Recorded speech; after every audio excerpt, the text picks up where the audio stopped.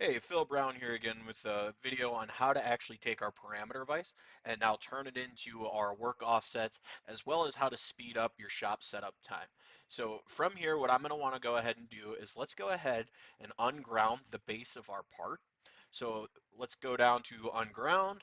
And the reason for this is you can see in my world coordinate system, it's definitely off from how I would want to run this.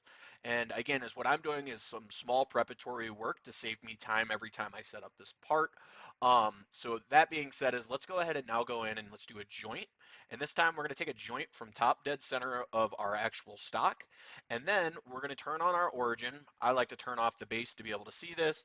Let's go down to the bottom. And then we're going to go ahead and go to that point as well. So you can see how this is highlighted. Z is currently up, but my part comes in a little off. So let's go ahead and flip this. And then what we're going to actually have to do is rotate this 90 degrees. So initially it just rotated around that actual x-axis down to point, and then we're going to clock it 90 degrees so our x and y is all the same direction. So let's turn our base back on and hit OK. And now you can see everything has been reoriented, as well as my x-axis runs true, my y and my z are all clocked properly. A few more things that I like to do when it comes down to this, I like to right click on my stock. Let's go ahead and change occupancy to 50% to make it easier to see my part. And then the last thing I like to do is I go ahead and change my appearance to red. And the reason for that is it's just because red is stock, you know, it's a no-go, things of that nature. So before we jump into manufacturing, what you also need to do is create a new component. And this one we're going to call part. And the reason for this is when we start to set toolpaths, we're going to use that again with that idea of preparatory work. So let's turn our origin off and jump into the manufacturer area. So now while I'm in the manufacturer area, I'm going to go ahead and create a setup. So you can see with my setup, everything came in. It's all kind of a little crazy and off. So this is where I have the luxury to do a little picking on some things. So what I'm going to do is open up all of my components, and let's start with our orientation. Our orientation is now going to be off select coordinate system. And again, now you see my XYZ move to the top dead center of my part, as well as if you guys wanted to do this off a corner, you can also do it. Just make sure you apply that joint there. My model is actually going to be referenced off of my part, as well as my stock is also going to go off of a solid, and that solid is going to be that stock solid. So once you have these actual things all set up, you can hit OK. And again, is you can actually toggle off that stock if you want to see. So we do have our X, Y, and Z all oriented. We're top dead center. Let's go ahead and add in a probing cycle. So I'm going to go to probing, probe WCS. Let's go grab our probe. In this case, I have my VF3 machine set up automatically with my probe. Bring in our probe, and then this is where it's going to be a little tricky for most. So we're actually going to probe a model, and that model is going to be our stock model. This is why you want to make sure your model is turned on. So I'm going to go ahead and pick my top dead center to get that probing cycle set.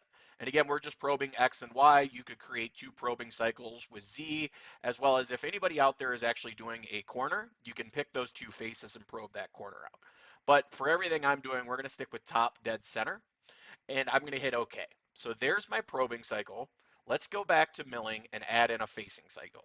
These 2 operations are common with almost every part people run. There will be exceptions to the rule, but the idea here is to speed up the simpler stuff that you do, or to get these first ops running faster. So again, as most of you know with our facing cycle, stock is automatically from setup, and now we're going to machine from stock top down to model top.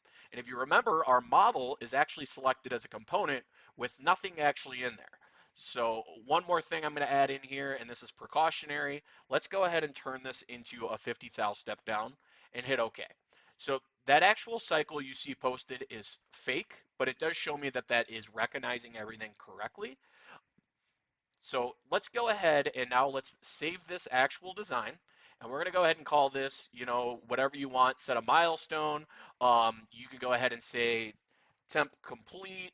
Again, this is all up to you guys and how you guys want to organize everything that you have. I'm going to just go ahead and hit OK. And now I have that file saved. So everything inside this file right now is good to go. So if I go back to my top view, the next step here is I can actually copy this file into anywhere that I'm going to start doing my machining. The idea that you want to do the copy versus link this in anywhere is because you want to bring all these toolpaths and everything with it.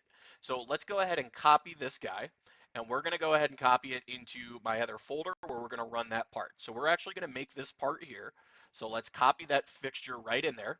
We're going to close this guy out, and now we can actually jump right over into that file. So again, let's go into that clutch cover that I have designed. You see my Kurt Weiss comes up automatically. Let's go ahead and open this up. So we're going to give this a second to load, and with that, you can see how those tool paths were still attached to everything. We're now going to go into design. So once in design, this is where we're going to go ahead and bring this part in and drop it. So again, as I'm retaining the original customer part as a solid part, as well as I'm bringing this guy in and linking it, and I have it in my assembly. So one thing you noticed is I did move my part up and away so I can align it better in a second, but I'm going to hit OK. Let's go ahead and move this guy automatically into that parts folder so that our toolpaths recognize what we're doing. The last step I'm going to do in design is actually create a joint. And in my case, the bottom of my part is flat, which makes it a little easier. But if you highlight your flat, hold control, the little square that you see in here is actually the center of my part. And then I can place the center of my part on my stock.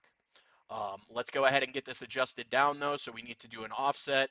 In this case, it looks like 1.5 might be a little too much. So let's shrink that up to negative 1.3 and hit OK. So from here, we can go into our parameters table. In our parameters table, if you remember correctly, this is where I can adjust all my stock out. 2-inch stock seems a little unrealistic. 1.5 might actually work, as well as you can see my part kind of rubbing there. So what if we actually jump these up to 1.625 parallels? And now you can see that my part is actually clearing what I'm doing.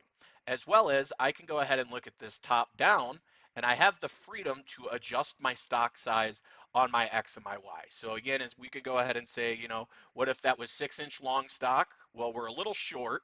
Let's go 6.25, and then let's open that up to 6. So at this point, it looks like what I'm going to need for stock is 6 by 1.5 extrusion.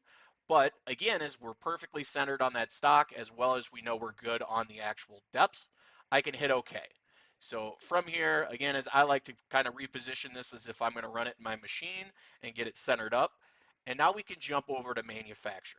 When you're in manufacture, you can see we get a warning out the get-go. Again, my probing cycle is too small. My facing cycle is also off. So if I actually hit Control G on my keyboard and regenerate these, you could also do this via a right click regenerate, but my probing cycle opened up larger, as well as my facing cycle came in and started to face that part. I can go ahead and simulate this out now, and I can go ahead and do a comparison so that I can see that my facing cycle is coming down to where it needs to be. But now you can see that probing cycle run out, and then our facing cycle is coming through and cleaning everything up. So with this idea and this concept here is this is going to speed up your shop setup time, as well as it actually kind of sets you up for success because again, those first two tool paths, the location where you're probing, everything is automatically set.